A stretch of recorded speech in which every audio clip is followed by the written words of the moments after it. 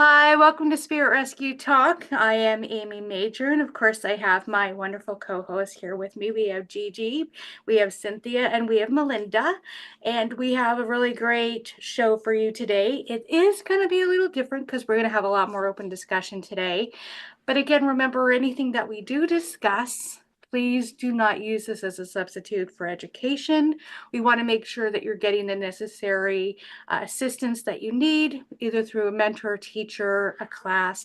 We're here just to give you our opinion and to give you our experiences, maybe help guide you along the way. And sometimes it's nice just to listen to the stories and say, wow, I can't believe that just happened. And, we were having a lot of discussions before we came on, and Gigi was saying a few things like, everybody needs to hear this. This is great. So I think sometimes just listening to the stories kind of stirs things up for us and gets us to understand things from a different perspective. And that's really what Spirit Rescue Talk is all about. So we're really excited to have our show today. And today we are going to be discussing the different forms of spirit like we discussed the last time we met. And we were discussing a few terms. I was actually talking with the girls, and I'm like, you know what? We've been using a lot of terms in rescue mediumship that my guides have actually come through to me and said, we don't really like that term too much. But these are terms that are like more well known and people have been using it, like I said, for 50 years out there. And so I'm using it and I'm teaching and I'm writing about it. I'm like, yeah, this is great. And my guides are like, that's not real, or that's not true, or that's not technical. I'm like, now you tell me after I've been doing this for so long, and so we were kind of actually just discussing a little bit ago about the term earthbound spirit. And I said, well, technically, my guides don't like that term. They think it's more appropriate to use the term earthbound soul. And soul and spirit are two very different substances, or two different types of etheric selves that we have. And a lot of you are like, well, what does that even mean? So I really kind of wanted us to discuss that, as well as, the other types of spirits and souls and fragmented energies that are out there, and how you can really kind of tell the difference. Like Gigi was asking, well, what happens if a spirit comes in and does this one thing, and how can I tell what type of spirit it is? And I'm like, there's a lot of different ways that you can tell just by having the open discussion. Today we're going to discuss it, but there's also a lot of ways that you can't tell, and you kind of have to go with your instinct, your gut, and just through other experiences that you've had. It's not clear all the time as far as what type of spirit or soul that you're dealing with. But the one thing that is pretty constant is intention. And I always tell people to go back to that, like, what's the intention of this spirit right here? And talking about earthbound soul, which my guys like using more. And I always say, when you're trying to figure it out, is like, try to understand, is the spirit here to give you something, or is the spirit here for you to give them something? And that's the best way that I find to gauge whether it's an earthbound soul, or a spirit in the light, or an angel, or guide, or need we say demonic entity. So there's many different ways to say it. But again, Gigi and Cynthia and I, we were kind of like throwing a couple of things out there, like, wow, so why don't my guides like the term earthbound spirit? So what they explained to me was that our souls, which we call the etheric body, is a limited source, meaning we're a fragmented source of the higher self. So what's higher self? Our higher self is our oversoul, or the part of ourselves that never leaves the astral plane, which we call spirit world. Remember, these are just terms that people have created because it sounds pretty good, and spirits have come down and said, sure, you can use that, feels right for us, why not use it? They have so many different terms in the spirit world that we don't even use, and they come down and they're like, oh, just use the terms you guys are normally using because that works for you. I have so many spirits coming and telling me that. And I'm like, yeah, if that works for you, sure, go with it. Because they don't even talk about it like that in the spirit world. But our soul is the etheric body that is actually housed in a physical body that we choose. And the etheric body, which we call a soul, is limited consciousness. because it's like trying to squeeze an ocean into a bottle. You can't do it. You can only put a small amount of the ocean in there. And yes, it may hold all of the creating forces of the ocean, holds all the same chemistry of the ocean, but it doesn't hold all the fish, doesn't hold all the coral, it doesn't hold all the rocks and everything associated with the ocean, but it holds a tiny amount of it so that the ocean can, this bottle of ocean can decide, well, this is who I am. And it says, okay, this is who I am. I'm a bottle filled with water. Not I'm the ocean in a bottle. It's I'm a bottle filled with water. So we have a backwards way of looking at ourselves as souls, thinking we're a body that has a soul in it. But instead, they're like, you are a soul in a body. So that, Amy, like, yeah, can we just stop there for a second? Because I think this is a really cool place to kind of, I want to check in with Melinda and Gigi as well. And just, along our journey, we've had different trainings, like all of us. yeah. And I'm just curious about, like, in your experiences, what kind of themes have you seen in teaching about this concept, like the higher self and the soul? Because I really like this analogy that you're sharing, because Right. it makes a lot of sense. But there's also a lot of different ways people teach about it, especially maybe in indigenous cultures or something like that. And I'm just curious to hear from everyone about what they have heard and it be Yeah. explained. Yeah. Yeah. And it's like, uh, it's just the way that my guides describe it to me based on my background and, my concepts of understanding spirit. And they always go to water for me for some reason, or the etheric bodies like air, what do you do with air type of thing? It's all over the place. So the soul is a part of the higher self. So if there is a soul that is wandering in the lower astral plane, which we call earthbound, it isn't fully aware of itself as a being spirit because our oversoul, our higher self, is what we call spirit. So until they actually move into the light and merge back with their higher self, they're still just a fragmented soul. They're just a soul that is part of spirit, not the full spirit. So that's why they're like, don't use earthbound spirit because it's technically not your oversoul. It's Mhm, just a limited version of it. So mhm. that's the reason why I'm like, so I'm fine using earthbound soul. It just isn't something that people use. They've been saying earthbound spirit for the last 50, 60 years. So it's like, ugh. But Gigi, how do they kind of classify through your culture and through the shaman work as far as Through the the earthbound soul or spirit? um, so I've also had the similar word earthbound spirit used. Um, and earthbound soul, I like that. I actually Yeah. it sits with my energy very well. Um, and we work with those of us that are called to do it, we do work with those earthbound souls. Only the difference is we also do the healing of those earthbound souls if it's needed. Um, Mhm. as for the soul, you know, that we have, we actually went through quite a bit of teachings with that. And it was so complex when you're doing the journey work for it. It is so complex that it's almost hard to wrap your human mind around it. Yeah. But one of the things that we do, though some of us do for people who come to see us, is we do something called soul remembrance. And that is Oh. to help the person know. So I would do journey work to the almost like the ethos to that person's soul, the energy of their soul. And there's a series of questions I ask. You know, what are some gifts that you have? What are the abilities that this lovely person has? And I'm addressing the soul. And there's a series of 3 or 4 questions, and then I'm presented with an image which I sketch out and paint. And it's And I've do you offer that to the public? Because I love yeah, that. I have offered it to the public. I've had it done for myself when we were all in the teachings, receiving our teachings. You know, we all had to do it for each other. And it was amazing that things were spot on with the drawing for Mm, people. But it was a way to gently remind the person of, hey, you know, you do have purpose, you do have beautiful things that you do.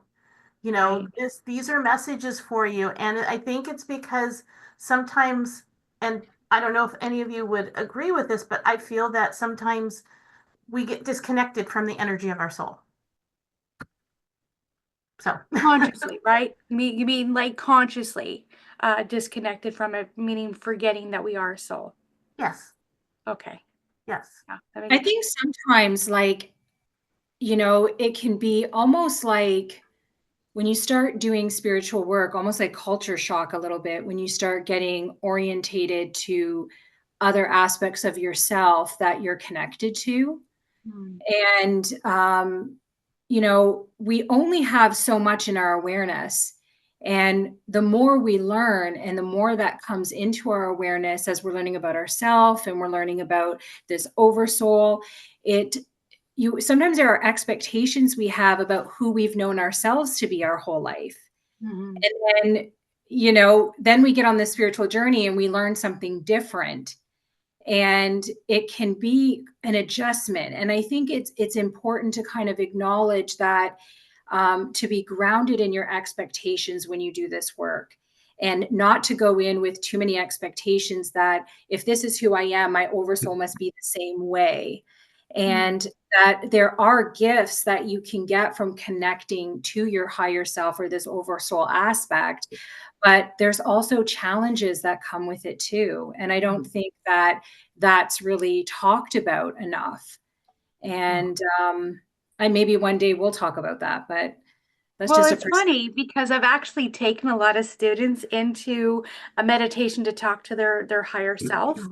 And the stories that come back when they're out of meditation and they're like this little girl, like she was 20 years old. She's like, I'm an old man. as an old, as my older student, my higher self. And I've had people like, I'm so warrioristic. And then they talk to their higher self and it's like a cheerleader. And they're like, there's no way that's my higher self. And I'm like, well, just because this is your identity now doesn't mean your oversoul or higher self is something that's the same. Remember, we're limited. We're structured based on a fragmentation of our higher self.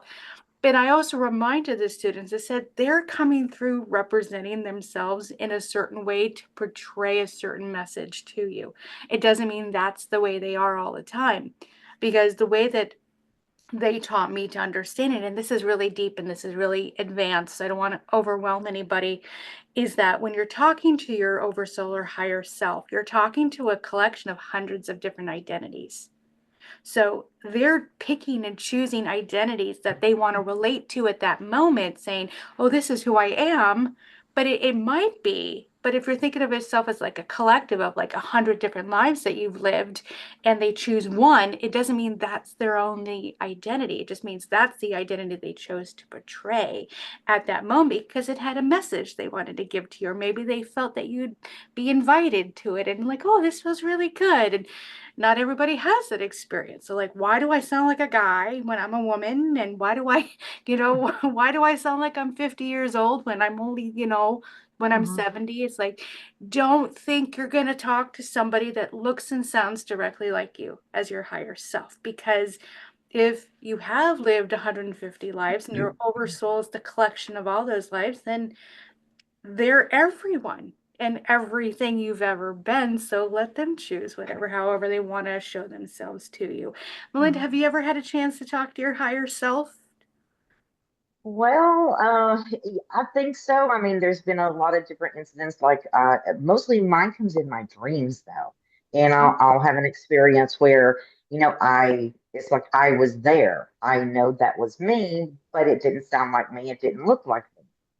right, So, right. in that reference, that's what I've experienced. Now, as we were talking about, in my culture, we see as like we have two spirits. And what I mean by that, there is the light side and the dark side. So, Mm, when someone passes, there is what is called the chinda. The chinda is the one that is the dark side. So when one passes, our culture looks at it as we stay away from the body for X amount of hours to let the chinda to be released. And then the good part of the soul is there. And so that's when they come in and they take and they do what they need to do. But at the same time, we also do what when someone passes, we do the nature spirits and we do the ancestral spirits, and that's a ceremony that we do that helps to bring in nature. It helps bring in the animal spirits, brings in the guardian spirits, the ancestral spirits. So everything we do is we bring in all of these different aspects, because here when we are alive, we have the aspects of the animals, and so when we pass, we want to make sure that animals go with us. And the ones that's already passed, we do the ceremony that will bring in the past, the ones that have passed, to bring them into the person that has passed. So they are reunited. So it's really, we include the dark side and the light side. So That's yeah, interesting. Do they yeah, believe that the dark side can move into the light, or does it stay earthbound? we feel that it can. It's like how we all have free will, and in spirit we have free will also, and so the dark can move into the light. Sometimes they don't, because of different aspects of what happened in their life or how they passed. And so that, like, for example, as someone, there's a lot of people think, and everybody has their own way of thinking, and that's, but the way we see it is, if someone commits suicide, that soul has the opportunity to cross over just like anyone else that passes from old age. So, there's, I've had a lot of clients come to me and say, my son committed suicide. I was told, he's going to be trapped here. And I explain that that is not the case, that we each and all have the opportunity to cross over. And so just because someone has committed suicide, or, whatever, or was murdered, and they want to stay here, well, it's that decision that they have to make. There you go, right there with that. It's their choice to decide if Yep, they're going to cross or not. exactly. Everything's a choice. Even in death, we have choice. Mm. And I've had a lot of arguments with people, and there's a lot of mediums out there that say there's no choice. There's no free will in the death process. What do you guys feel about that? Free will in the death process. They said there's no free will in the death process. You literally just wake up and you're on the other side, and that there's no choice to stay earthbound. There's no choice to not cross. That is literally just you wake up and you're in the light. I don't agree with that, but Yeah. that's me. Yeah. I Yeah. just agree with my belief system is structured around certain universal divine laws, and one of them is free will. And if you don't have choice, then it negates that law. So it's a possibility that that doesn't exist on both sides, for me anyway. And I like that, Melinda, you're talking about that example, because I think it's a real fear of people, because when you lose somebody, the love doesn't stop, the worry doesn't stop, and when worrying about their spirit, their soul, how it's going to be, are they at rest? If they had afflictions while they were here that were painful or mental health related, they worry about that. They get concerned about, are they free of that? Do they have perspective? Are they forgiven? How are they aware? They have all of these questions, which is why we wanted to talk about this today, is being in these states. And when Gigi was talking about, we help heal or bring healing to earthbound souls that need it, so that they can transition into the light or to higher dimensions. That's exactly what, my learning journey was with Amy in terms of rescue mediumship, and providing guidance and counseling to souls that maybe, if they did die traumatically, felt just confused about their energy state, if it was sudden, for example. And I think that a lot of people wonder, and I'm wondering if we could talk about this, is, we're talking a lot about earthbound souls, and the essence of that person after they pass. And I know in our previous podcast, we had talked about the persistence of the personality or the awareness of that person. But like, where are they? I think that's a big question. You know, if they're not crossed over, as people talk about, into like, where are they? What's your perspective on that, Aim? Oh, I got a long one. Okay, how much time do we have? It's, with the wandering soul, we call them wandering souls, earthbound souls. Please don't ever use trap souls, because, there's so many people that use a lot of terms that aren't technically right, because all souls make the choice to not cross over. Whether it's conscious or unconscious, they're making a choice, just like we make choices here in the physical world. And people are like, oh, I didn't have a choice. I'm like, well, you kind of did. And you chose to do one thing. And then people are like, oh, I didn't have a choice. So we do have choices, whether we think of it or not. So when these souls decide not to go toward the light, or not to follow their guides or their family members, they decide to stay behind. What we say stay behind is they're staying in a lower frequency in the astral plane. And the astral plane consists of many different levels of different vibrational frequencies. And each vibrational frequency holds a different reality. I'm getting there. With each vibrational reality, the earthbound soul can wander in between certain states and different realities based on how they're projecting their vibration. So an earthbound soul may first move into a lower vibrational level of the astral plane because they're holding on to all of their grief or their sorrow or anger or hate or jealousy, whatever it is.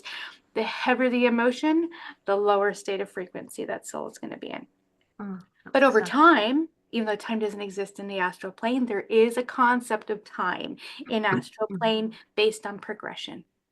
So through their progression of being in the earthbound state, as they hear about people that are here in the physical world, they learn from the experiences of others. They have the time to think about their situation. They move up through vibrational frequencies when they're ready to finally let go of some of their anger or resentment and hate. And their vibrational frequency lightens. As it lightens, they move into another vibrational reality. Each reality contains a different environment, a different state of being, different entities and spirits that reside in that vibrational frequency. But the one thing that's constant in all of them is that these earthbound souls move into realities that are projections of their emotions and their thoughts. If their emotions and thoughts are heavy, they'll be in the lower state, and they'll usually end up wandering in this confused state. But the projection of their reality is going to be, reoccurring themes of what they weren't able to resolve while they were here in the physical world, such as they're constantly running from the monster, or they're walking through hallways with many doors, but they can't seem to figure out where they're going. So there's many different concepts of thought projections, because if we really want to get technical, the physical world is a collective projection that we're existing in. So every vibrational frequency that the souls are in is a projection of their mind and their emotions. And quite often we're just in a bubble, a reality that our mind is telling us we're existing in. It could be a house, it could be a field, it could be in a room filled with other shadow beings. Whatever the mind and emotions feel they're supposed to be is what conceptualizes and actually projects around them in that state. Does that make sense? Yes, Amy, I'm just sitting here thinking that if somebody is listening to what you're talking about, right? And let's say they recently lost a loved one, and hearing this might really evoke some fear in them. You know, is my loved one died suddenly? Are they wandering hallways trying to find somebody? It could be a really sad thought. And I think that I want to ask you, what would you say to that person in terms of the efforts of spirit in reaching that soul? It is, think of the concept of a soul walking into a football stadium, and it's filled with millions of people or hundreds of thousands of people. The earthbound soul walked into a layer of vibrational frequency that is hundreds of thousands, if not millions of souls that are trying to surround that soul and get them to wake up or to heal and find peace. Yeah. Because that soul is never alone. They may feel alone. It may seem like they're alone, but they are never alone. They're constantly surrounded by love. Yeah. The soul has to choose, though, to accept the love or to continuing wandering. But I just want to say, if people have lost someone, they really need to be more open to the idea that earthbound souls is very, very, very small percentage of death. You're looking at 1 in 100,000, maybe. It is a choice that souls choose to move into when they're suffering, when they've gone through trauma, when they're not ready to move into the light. Maybe they're confused and scared, but it is a temporary situation. And we can't fathom the idea of these souls being in trauma or pain or suffering in any way. But think of a teenager. A teenager's angry. They're hormonal, because I've got 2 right now. They're hormonal. They're having a hard time. They just slam in their doors. They want to be in the room. Everybody leave me alone. We don't want them to be upset. But at the same time, maybe they need that moment in time where that's the only time they're going to reflect on their emotions. It's the only time they're going to think about the choices they've made and the things that have happened to them. It's the quiet time that we need for our inner reflection. So being earthbound is the quiet time. It's the time for them to go in and look at themselves, look at their situation, and unfortunately judge themselves a little bit too harshly. But again, we have the help that's around them that's always constantly saying, we love you, but we want you to love yourself. We need you to love yourself and let go of all the things you're desperately holding on to, thinking you could have done better, or it should have been better, or your life should have been in a different way. We have to let that go, because whatever happened was meant to happen. But there's a lot of resentment in that can hold an earthbound spirit back. But it's all choice. It's all that moment, that pause in time of reflection, and it is temporary. Absolutely temporary. Does anybody have a story that of encountering an earthbound that where they learned what was holding them back and how they were I able have to too many, so somebody else say something. Yeah, I mean, You meaning a story where the earthbound soul was able to say, oh my gosh, I finally understand and I'm ready to let go now? yes. Yeah. I'm sure, Melinda, I'm sure you have some too, because you've worked with a lot of, cold cases and dealing with a lot of these souls. And I'm sure a lot of them come to you going, I now get it.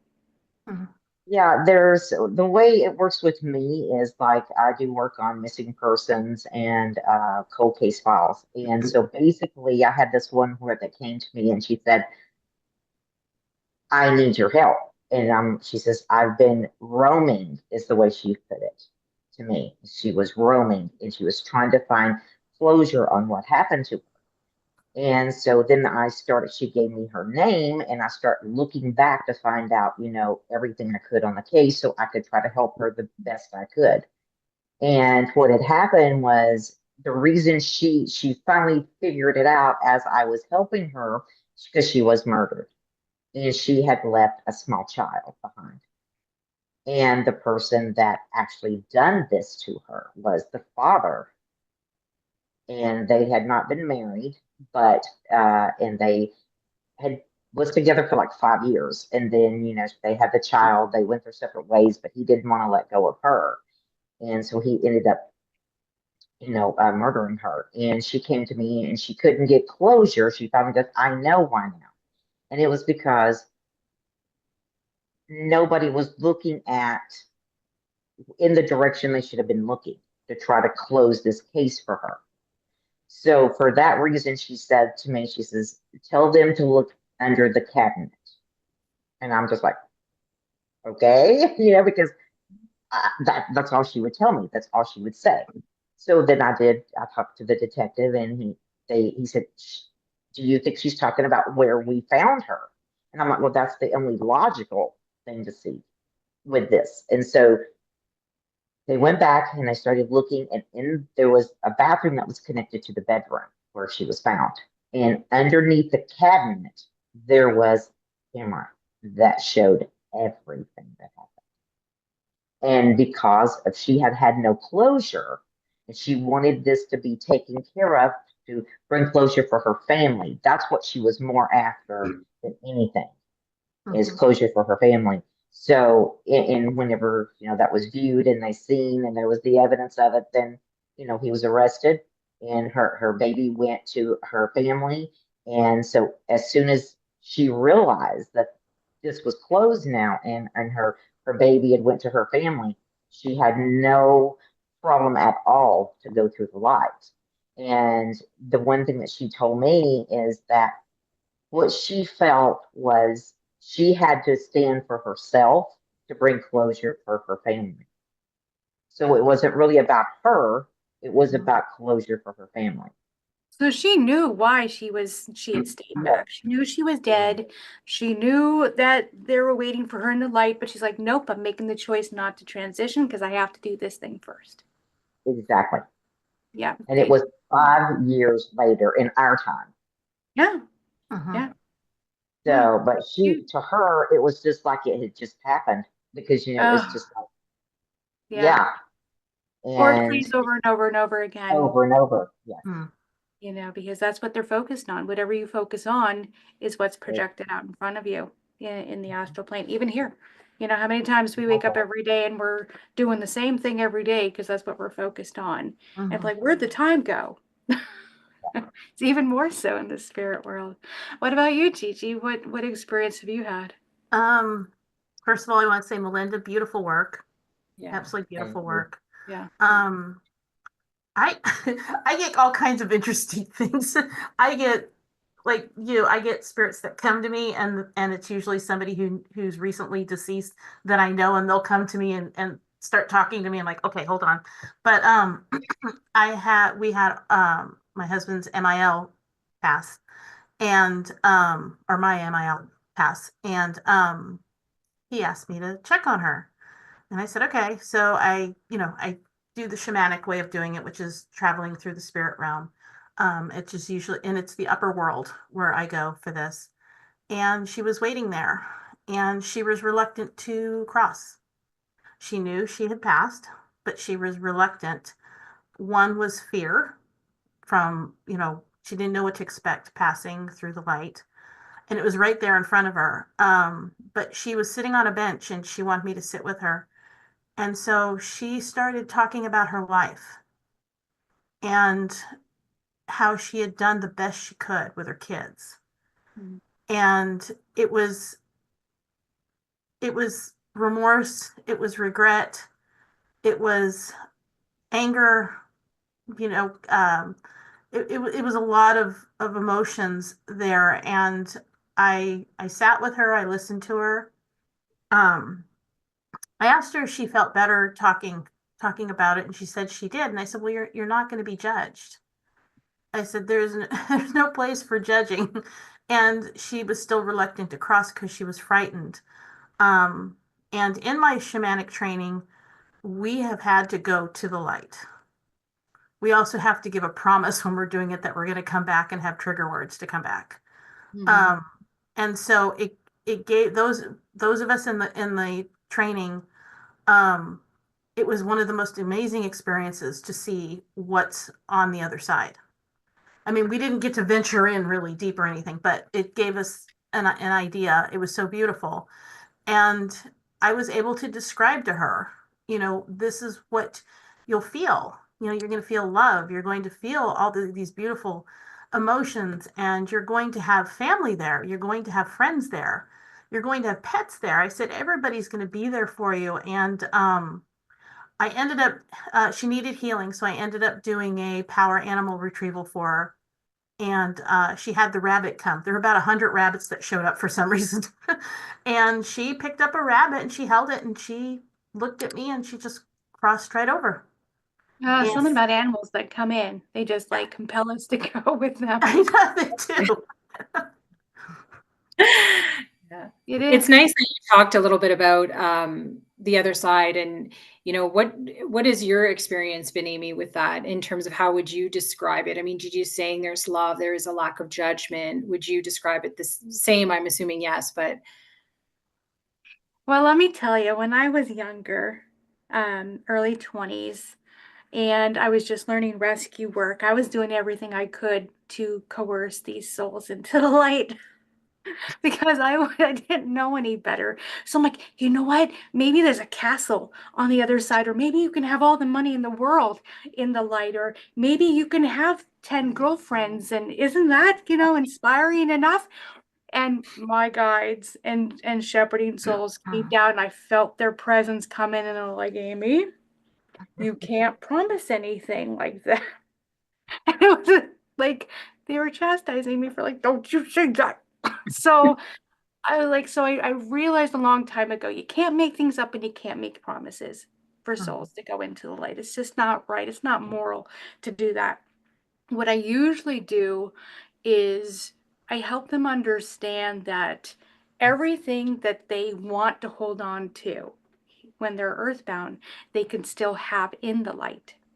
Because the majority of earthbound souls don't want to cross over is because they're afraid of change.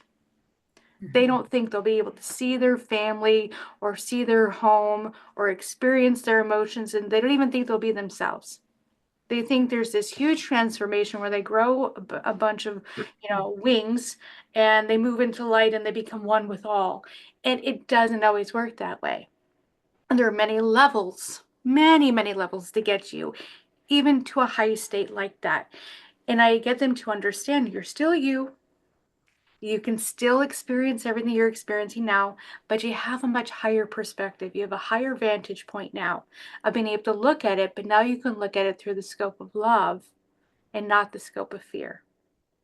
Because right now you're looking at everything through fear. Everything is based on fear. If you can move into light, you can now look at it and understand. And all the answers that you're looking for are in the light. So anything that I can't answer for you, they can. And isn't that what you want to know? You want to know the whys? Why did this happen to me? Why couldn't I be getting that? Why is somebody judging me? The whys are in the light, and the love is in the light. So everything that you have now, you can have and more in the light. So I always let them know I'm not the best advisor for them. I tell them I'm limited. I don't know everything. I don't even know half of everything. I don't know. But what I do know is that there's guides and angels, ascended beings, all forms of conscious light that gives them all the answers they're looking for. And that's usually enough to say, okay, I'm ready to go now because I got a long list of questions they can answer for me. Because that most earthbound souls, they really just want to know why, really. But the funny thing is that throughout my career, the majority of earthbound souls that come to me, they know they're dead, they've reconciled, they've figured it out, they're no longer attached, but they have no idea where to go. And I've had so many, and it confused me because I'm like, how do you not know how to die? How do you not know how to go into light? I mean, isn't it right there? And that's when my guides started teaching me about vibrational frequencies, and they can only see what they're expecting to see. They can only envision their expectations. And when they don't know where to go is because they're not seeing their guides, they're not seeing their angels, they're not seeing the white light. Because even though they feel like they've let go of everything, there's still something that's anchored them into that lower vibration. So when they find their way to me, they're literally like, can you speed it up? Can you just point me in the right direction? I was like, wow. But I get that a lot. They all know they're dead. Every single one of them.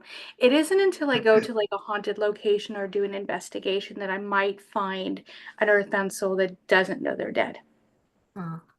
So, and that's a very, very small percentage compared to earthbound spirits that do. But let's talk a little bit about what it feels like to be a soul that has transitioned all the way into the light. Because now they've gone into the light, now that they're in the higher vibrational frequency of the astral plane, now they could start moving into other places that are more loving, supportive. They see more people because they're not trapped in the illusion of their attachments and their fear, but now they're in a state of love. And doesn't that feel more expansive? Doesn't that feel like they can go in so many different places? But if they're in the light, how can we sense them? How can we see them? What kind of experiences do you guys have with connecting to souls or spirit now in the light?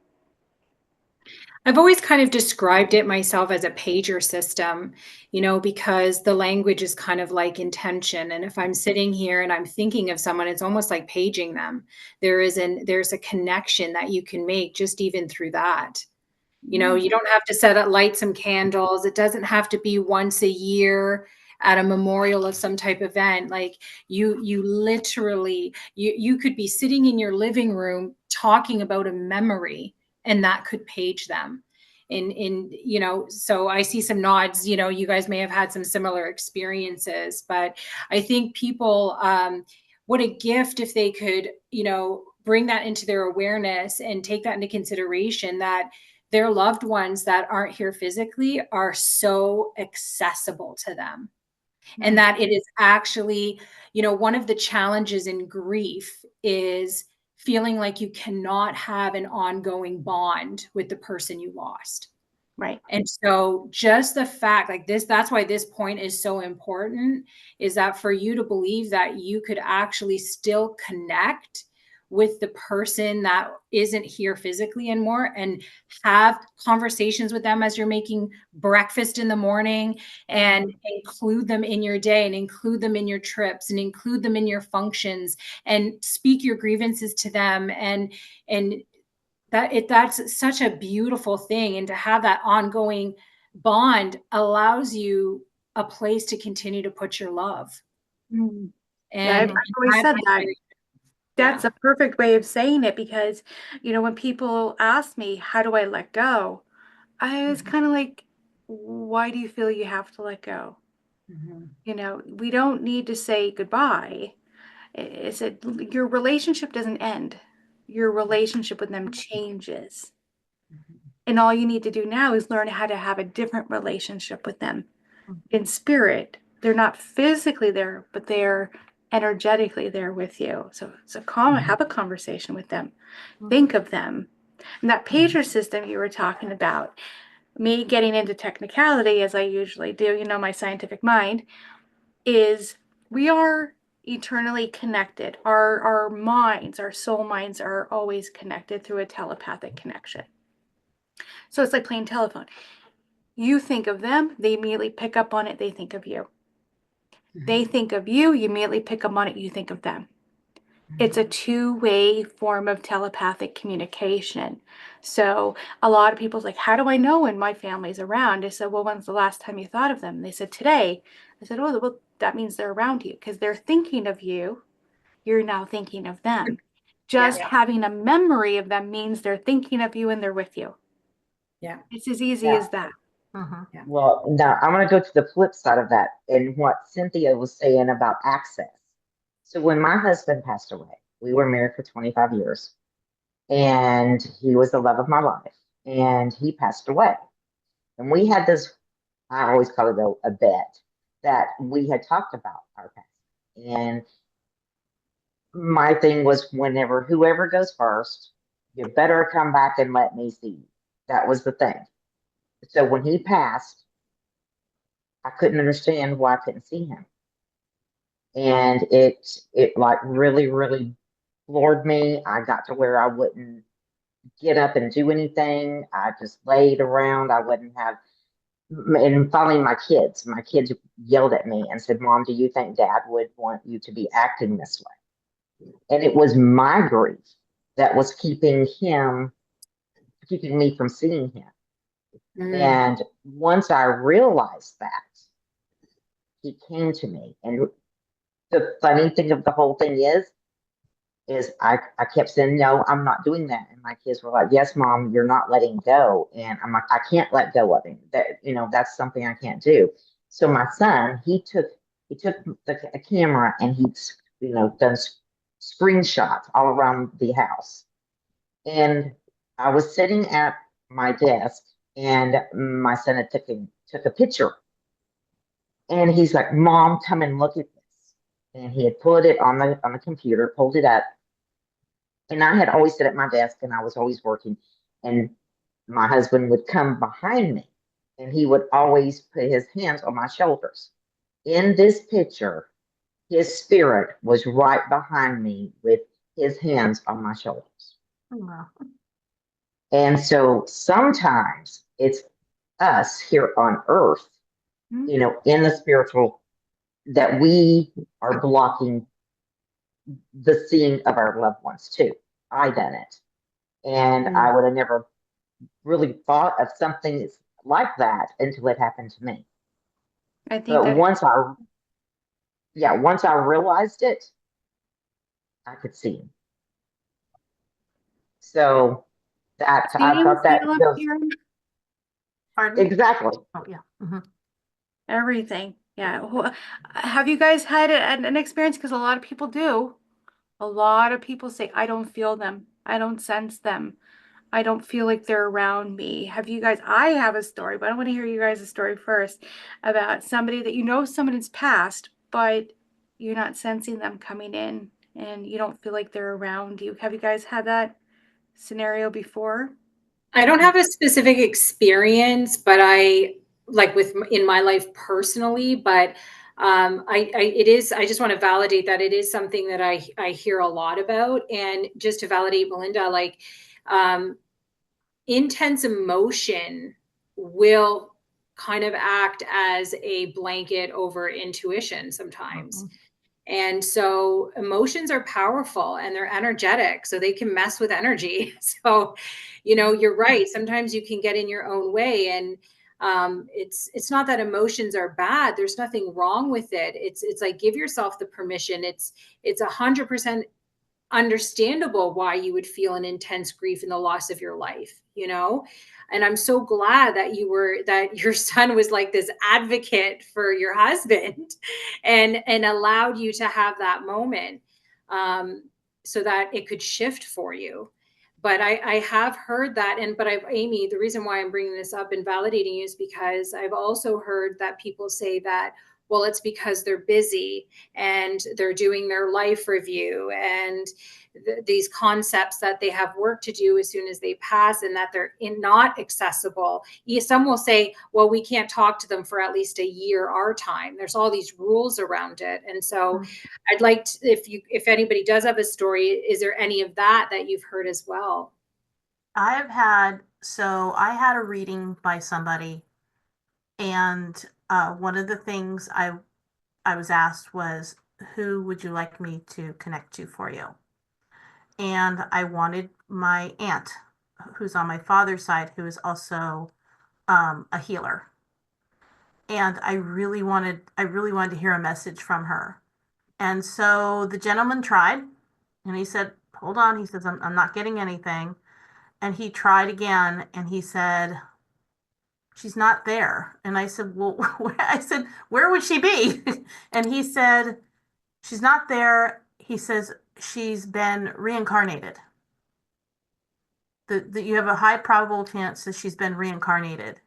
Um, but I have connected to her on my own through shamanic journey work. It's been over a year and she's been gone for about 15 years. So I think that time period has passed. So I don't know, was she reincarnated and then she transitioned out and, I have no idea. So I thought that was interesting. Sounds like an excuse, but Okay. I'm not. throwing anyone under the bus. It's a complicated scenario with souls that transition to the light. Yes, our consciousness is so expanded that we can be in many different places at once when we're in astral form. Absolutely. Many different souls can fragment themselves, be with like 100 different people at the same time. It can happen.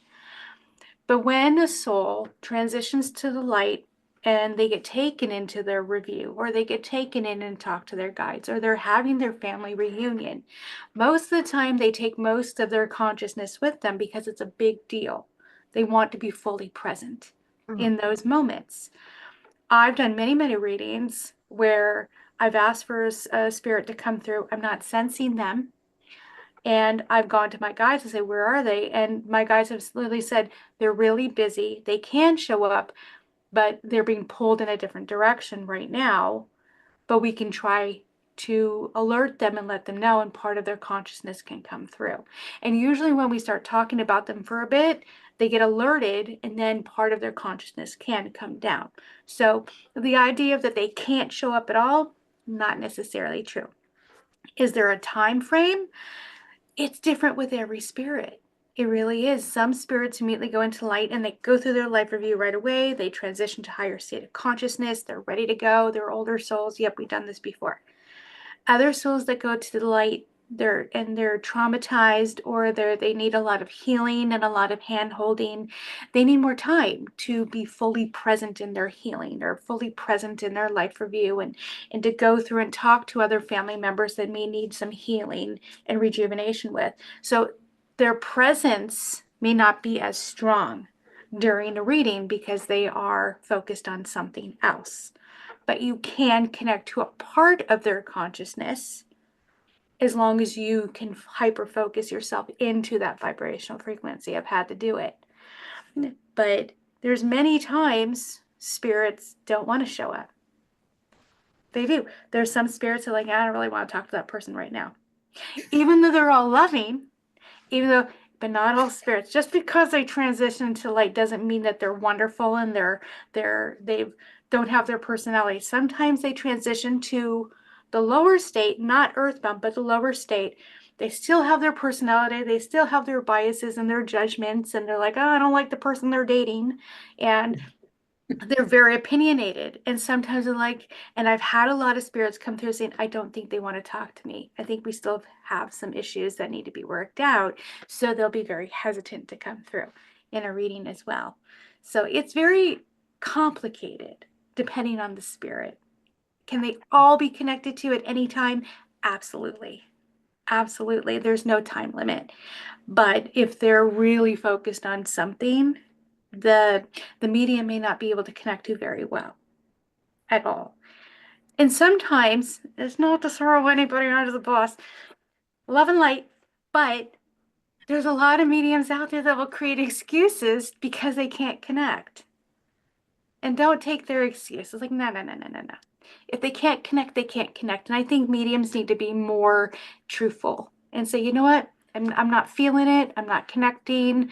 I don't feel like this spirit and I have an energetic match, because you do have to vibrationally match each other in order to communicate. And if the medium can be open and honest and say, you know what, today's just not the day. Maybe we could try another day, or maybe I could refer another medium to you. I think in more transparency, I think people would have better experiences with mediums as well. But being a medium myself, I know what it feels like to not be aware that somebody's in the light or somebody's in spirit, because there's so many clients that come to me and say, I never feel them around. I don't know if they're here. We really feel like we need to go to a medium to talk to them. And why can't they talk to me? I'm really angry about that. And just to give you a story from a medium that had a best friend that was a medium, and we didn't connect when she went into the light. I was pissed. I was so angry. But I was angry because the way she came through was not the way I expected. And my expectation was trying to get me to see one thing when I should have been seeing something else. And I've had a best friend for like 20 years, and she was a very strong shaman, very much connected to animal totems, and she's the one that taught me a lot about them. And I didn't know she died. I absolutely didn't know she died, because when you're adults and you've been friends for so long, you may not talk for 6 months, and that's okay. But when you do come together, it's like no time has passed. It's that type of relationship. And I was actually just going through the internet and trying to get people on my Facebook, because I lost my Facebook account, and I was trying to get her on, and she wasn't responding, and she wasn't responding. I was starting like, why isn't she responding? So I start texting her. She's not responding to my text messages. And this is like for weeks. And I'm like, is she mad at me or something? What's going on? Because we've been friends for so long. And finally, one day I was able to get through, and I saw a posting. She had died. She had died 6 months prior to that. I didn't know. And I was so angry, because I'm like, I'm a medium. How can I not know that my best friend's in spirit? Wouldn't I feel it? Wouldn't I be consciously aware? Wouldn't she come through in a meditation and say, hey, I'm here? But it wasn't in my awareness that she had passed. But I'm going to tell you how she did come through. And it made me kick myself because I was like, she was trying to get through to me the whole time. My friend, like I said, was connected to totems. Her main power animal was the wolf. I'm the cat person. She was the dog person. She's all with wolves, runs with wolves, loves them. My power animal is the Black Panther. We were like oil and water, but we absolutely adored each other. When I used to get into meditation, all of a sudden my power animal and my totems would come through, and next thing I know, I have this huge gray wolf coming into my meditations, and it's just standing there and looking at me. And I would look at it going, no, no, no, no, no, I don't have a wolf on my team. You need to go talk to Vicky, the woman who I was best friends with. Go talk to her. You're on her team. I was being really kind of mean, because I'm like, what are you doing here? I don't have a wolf. And it would walk away, and then I'd go into meditation a few weeks later, and here comes this wolf, and I'm like, who are you? Why are you here? And like the third time of me saying, you need to go see my friend Vicky, it stopped coming back.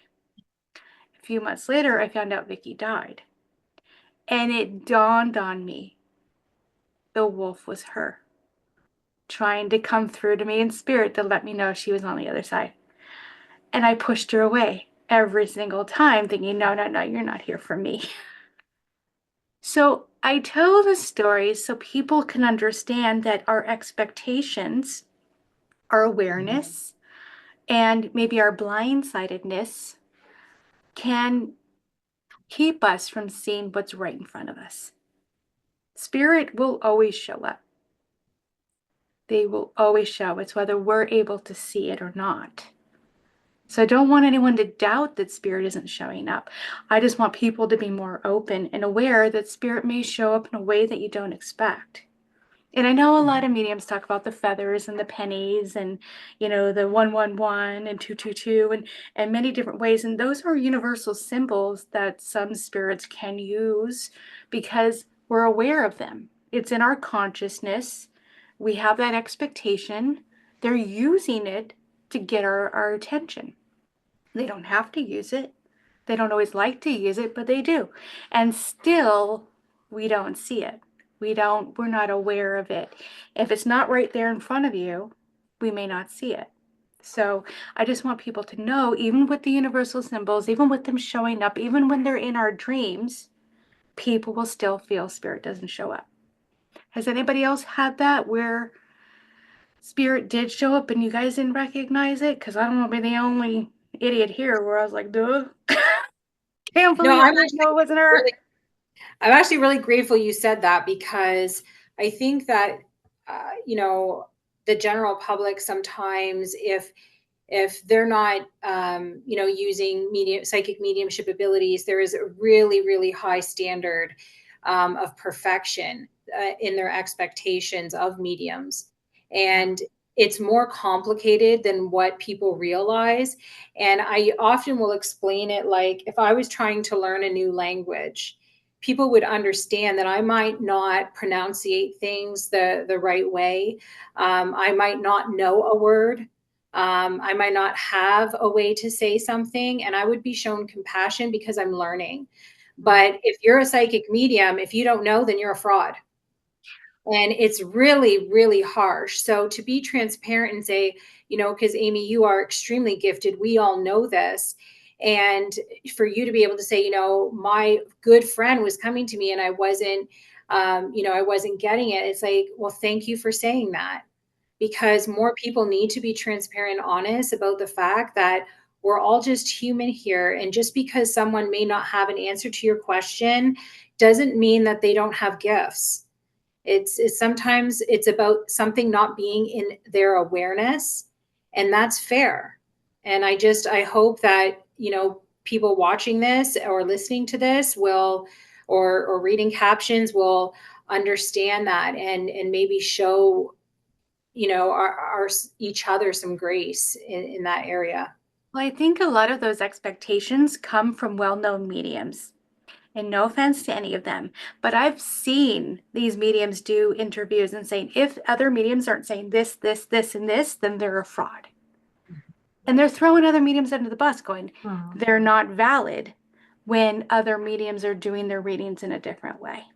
Right. Yeah. And maybe that particular well-known medium has an expectation of their own work, but don't put those expectations on somebody else, because all mediums read differently. Yeah. Right. And it's just like whenever I was telling the story about my husband, the only way I knew he was there, because I couldn't feel him, I couldn't see him, was when my son done the picture. And it took a year before he actually came to me. And what Amy was saying, before he passed, he kept referring to me. He kept saying something about, in the terms of, when you see me, you will see Geronimo. I did not understand that. Never did. A year later, I was given a pin. It was a pendant. I still have it, and it's the face of Geronimo. That day, I saw him in spirit. Wow. So there, I look at that and I think back about how he kept saying about Geronimo, Geronimo. And the day that I received that is the day that I was able to see him in spirit. And I get it. There's a lot of frauds out there. I get that.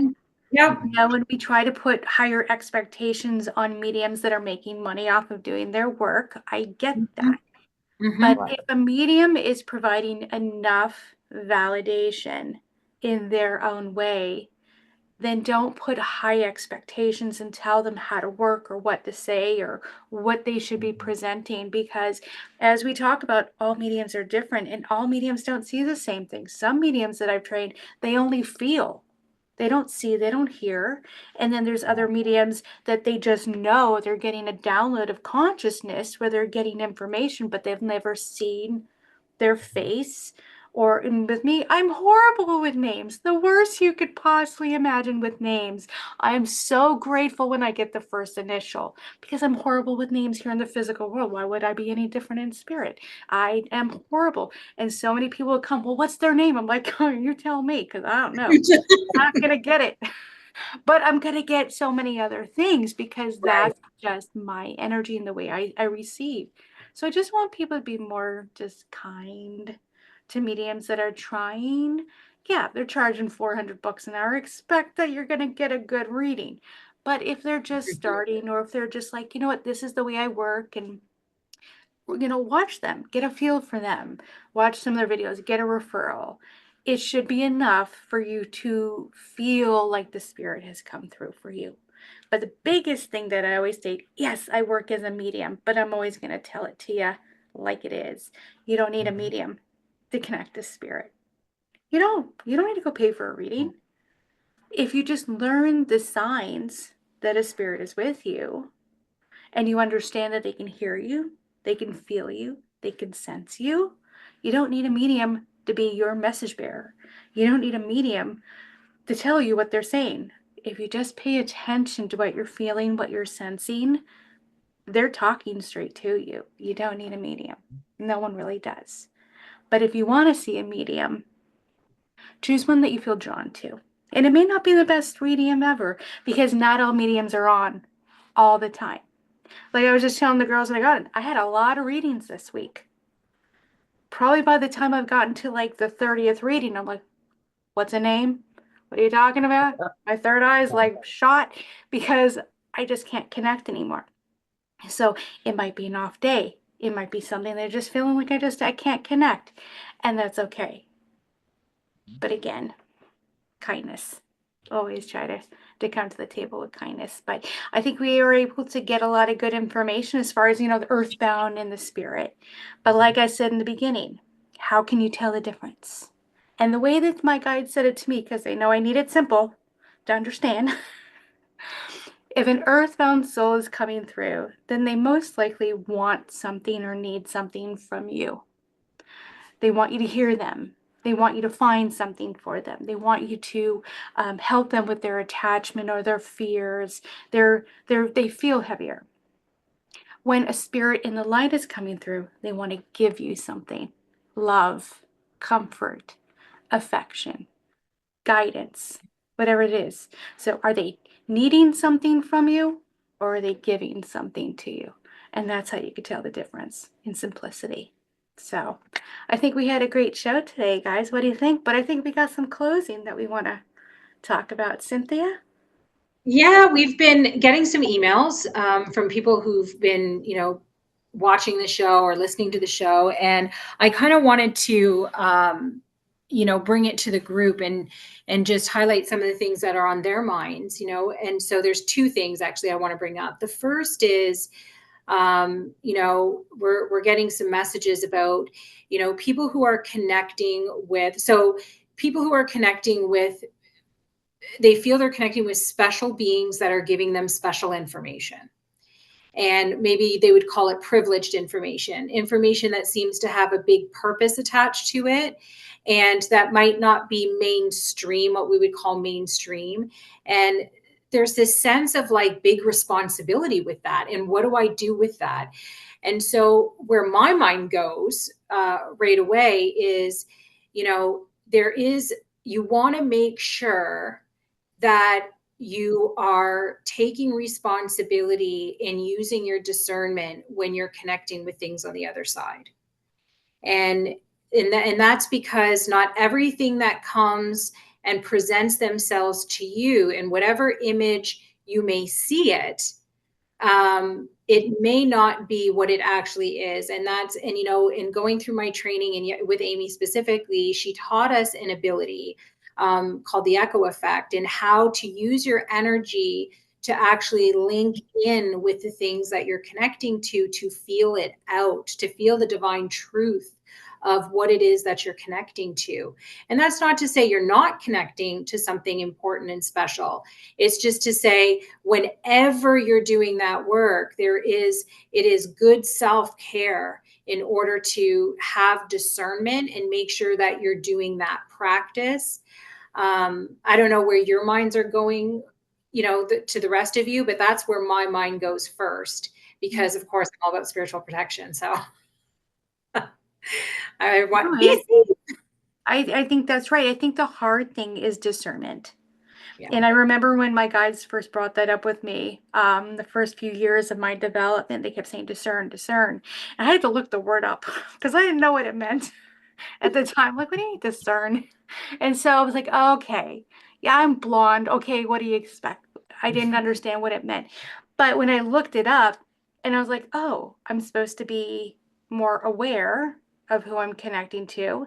So if I'm supposed to be more aware of who I'm connecting to, that means that there's room for error. It means there's spirits out there that may not be good for me to talk to. It wasn't in my awareness yet. I always thought that any spirit that was out there, this is before I did rescue, they were in for my benefit. They were loving, they were kind, they were giving, and everything was truth. So I was a little naive when it came to that because I didn't know any better. But when my guides would say, have discernment, that told me that there are spirits out there that don't have our backs. They're not in it to give positive messages. We have a lot of what we call false guides and a lot of spirits that come in to give you false information because they are probably in the lower frequencies of the astral plane. And a lot of those souls come in, they just like to mess with us. So having discernment means that you just need to be more aware of who you're talking to in the spirit world. Are they, there's a lot of signs and things that we'll go into another discussions that kind of give you a little bit of that heads up as far as how to have that discernment. So yes, I agree with that. So, Gigi or Melinda, like, have you ever felt that feeling of great responsibility with information that you felt you needed to share? And did you have a safe place to share that information, or did you feel really alone in that and confused about who to process with? Well, in the Oh, go ahead. oh, go ahead, Gigi. It's No, no, fine. you Go go. ahead. Okay. As a child, when I had the NDE, the shift was absolutely frightening. I remember we lived in New York City, so we had a 1-bedroom apartment, and so my bed was out in the living room area. And I remember seeing a shadow figure that kept popping its head out of the window of the kitchen and looking at me. And it kept doing it and kept doing it and kept doing it. And then after that, I started with grids, and there was a lot of information coming to me. And I finally have spoken to somebody about it. I just didn't know what to do because, as you were saying, Amy, the confusion. Why was this happening? Where was this coming from? Who was this? And as a 5-year-old, you're not going to know what to do. So, I mean, that's the earliest one I've had. I mean, anything else I've had recently, I go to my spirit family immediately. And I go into the spirit realms and I get my answers, which is how I'm able to get through things and understand things that are happening. I love that you said you go to your spirit family, because if you've been practicing spirituality and meditating and connecting with certain guides or guardian angels or whatever it is that you believe in, that you've been connecting to, that you have a trusting relationship with, and a new spiritual being comes into your life and is giving you information or asking you to do things or what have you, or make changes in your life, that is one thing you can do, is kind of go back to your family and spirit that you've been relying on, and ask for their support in that. And it's not rude and it's not offensive. It's just good self-care, really. So Yeah. I'm glad you mentioned that. Melinda?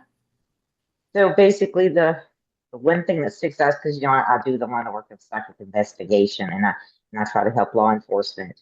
And the first time that happened, I was kept seeing white shoes, and I was like, I don't know what this means. And so then it would get more vivid, and then I finally realized I was actually seeing what happened to a victim. I was afraid to go to law enforcement because I was afraid with what they would think or think I was involved. And so, but it kept getting stronger and stronger. So finally, I just done it like through a fax. I went and I faxed it to the police department.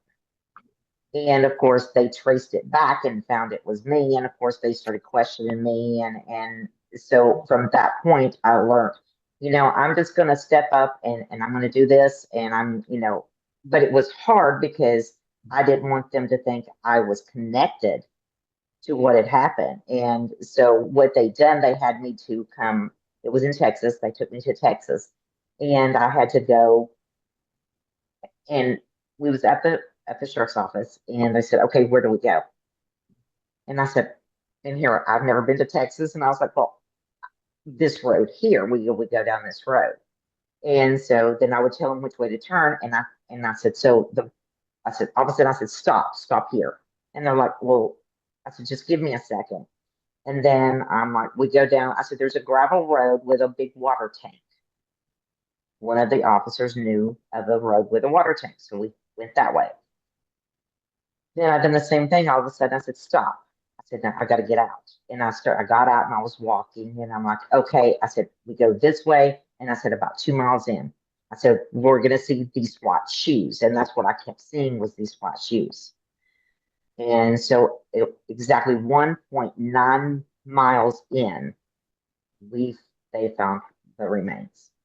And her white shoes was what you could see. She was a nurse. I was not shown that. All I was shown was the white shoes. And so that was one of the hardest things because I was scared on top of trying to help.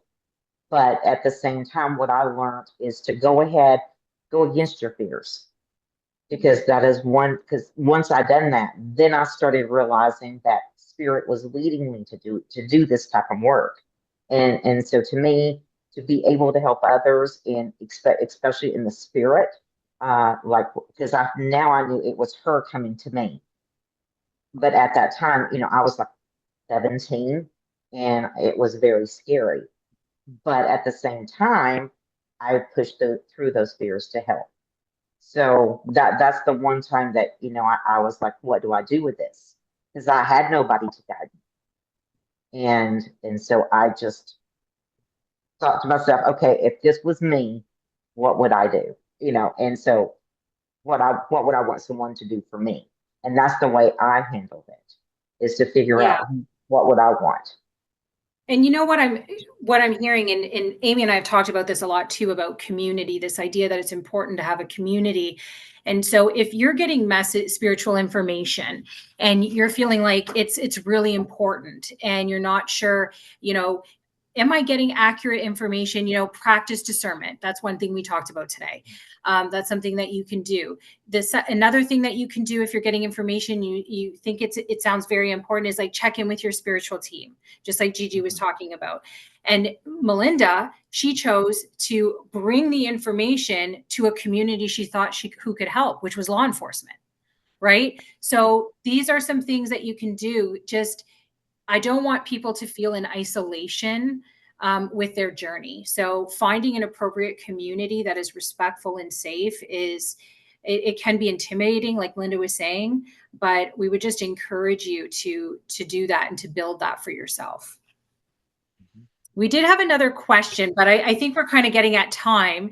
And did you want to go on it? Okay. We're good. So the other thing that was coming through was we were getting some messages and emails about people who feel that they are cursed, that either they themselves are cursed by something or someone, or that their family, like maybe intergenerationally, has been cursed by something or someone. And I'm wondering if you've had experience with that in your work, or what your take is on it. Well, I know my take on it is very different than Gigi's or Melinda's work, because we all have different backgrounds and we all have different techniques with this.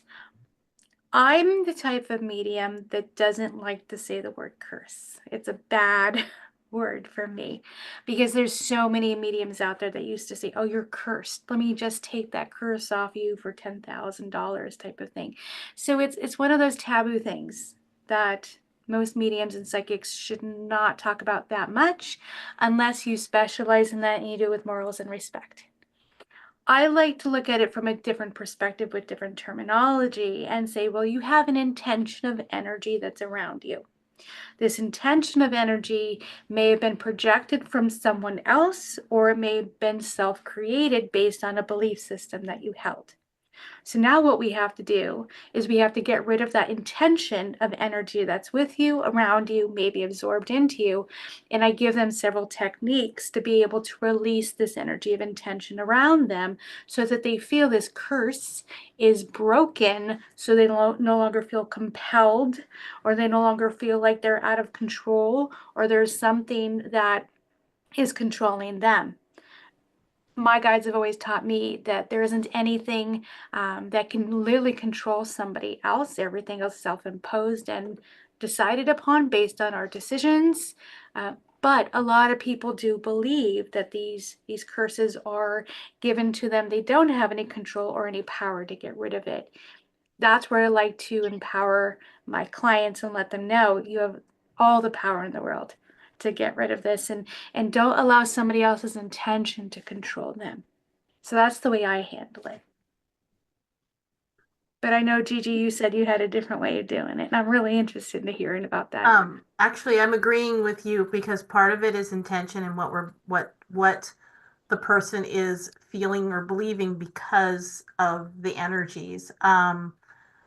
We have there's two ways to handle it. If they believe it's a family, I will go into the ancestral line and I will do it's almost like shamanic extraction work to where you go with your spirit ally and you check that whole line for any energies that should not be there.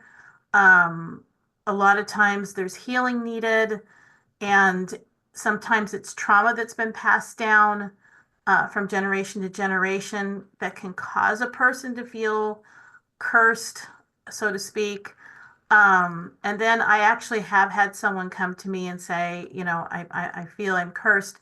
And again, for the shamanic way, we do the ceremony, but we also do journey work. Our journey work is so important to us because that is where we are getting into the spirit realms and we are getting the information we need to help that person.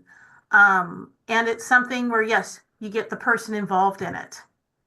And I was guided for one person to remove the energy. And again, it's like shamanic extraction work to remove that energy.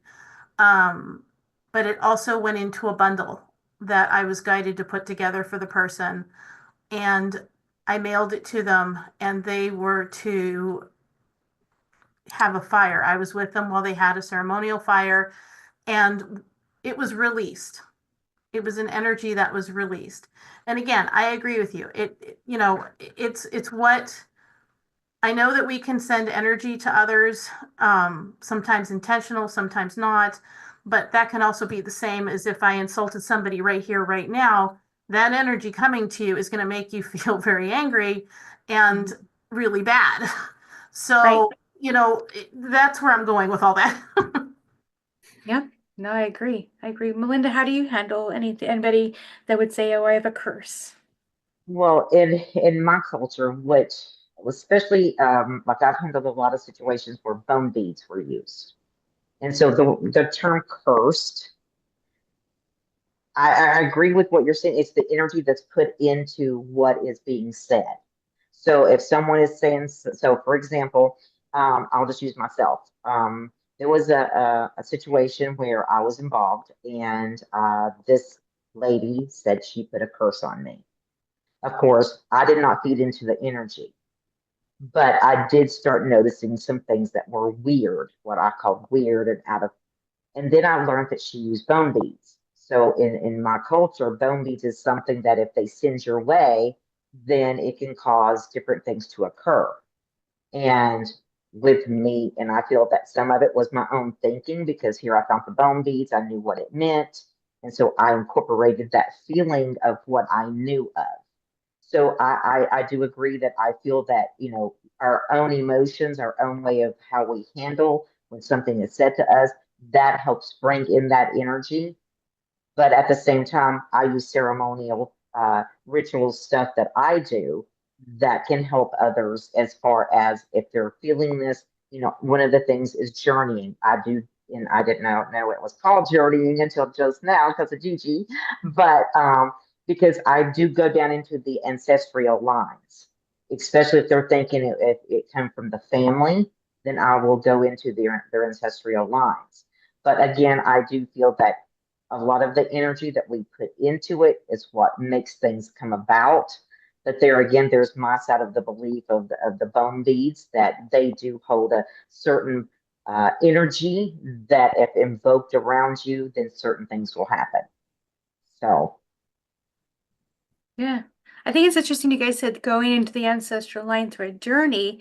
How I was taught is, yes, I do journey work too, but my guide showed me this, you can do the same thing by going through the root chakra because the root chakra holds the bloodline connected to the Right. physical body, which is the DNA. And by stepping into the root chakra, you can actually see any sort of ancestral karma connected, and you can actually start pulling and extracting family karma from the root chakra. And I do that work as well. It's really great. It really is. Yeah, now I've started doing the chakra work. So Mm. that's interesting. Yes, yes. So yes, I Thanks don't for like to sharing, say you guys. That's awesome. Like I love hearing your stories. It's so interesting to me. And I appreciate the audience that sent in the questions and the messages. And I want to encourage everybody, keep doing that. It's really, really important to us as a group to know where you're at when you're watching these things. What are you carrying into this experience? What are you thinking about? What do you wonder about? What are you curious about? So you can email us at spiritrescuetalk@gmail.com. And what we do is we go through those emails, we monitor them, we read them, we bring it to the team before we do our next episode. And obviously we'll sometimes there are themes where they're similar in themes and we can kind of address the theme and but it gives us an opportunity to make this to incorporate you in it in part of our journey too. So I'll turn it over to Amy if she wants to close us out. Absolutely. And again, leave your comments down below. Make sure they're nice. Leave us questions. Send us an email. Hopefully, this just gave you a little bit more information. Maybe it's everything you already knew, and it just gave you more validation about what you already did know. And that's what we're here. We're here to help. We're here to give stories and concepts and ideas and theories and all sorts of things that maybe you may not hear about this in other locations and other talk shows, because again, we talk about the weird stuff here because we love it so much. But we also want to thank all of you for joining us today and, pass the information along. Maybe somebody else that may want to watch the video and kind of send a little note out to some friends and have them show. We'd love to hear from them as well. So we hope you guys have a great day. Thank you for joining us again. We'll hopefully see you guys next time.